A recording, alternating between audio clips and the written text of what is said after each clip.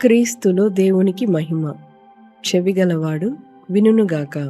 దేవుని వాక్యానుసారంగా త్రిత్వంలో రెండవ వ్యక్తి అయిన దేవుని కుమారుడైన క్రీస్తు తన తండ్రికి విధేయుడై తండ్రి చిత్తాన్ని అనగా పాపుల రక్షణ ద్వారా దేవుణ్ణి మహిమపరచడానికి, దేవుని ప్రేమను లోకమునకు తెలియజేయడానికి తన సృష్టిలోకి ప్రవేశించెను.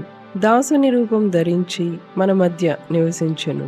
పరిపూర్ణమైన పరిశుద్ధ జీవితాన్ని జీవించి నిష్కలంకుడైన నీతిమంతునిగా పొంతి పిలాతు క్రింద శ్రమపడి భక్తిహీనులతో సిలువ వేయబడి బహిరంగంగా సిలువపై మరణించెను.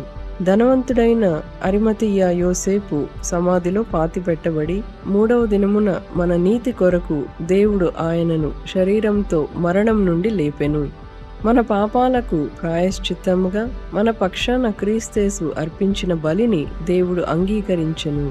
పునరుద్ధానం తరువాత 40 దినములు భూమిపై ఉండి అనేక మంది సాక్షులకు కనబడెనని లేఖనములలో ధృవీకరించబడింది. ఆయన పరలోకానికి ఆరోహణమై సర్వశక్తివంతుడైన తండ్రియగు దేవుని కుడిపాశాన కూర్చున్నాడు.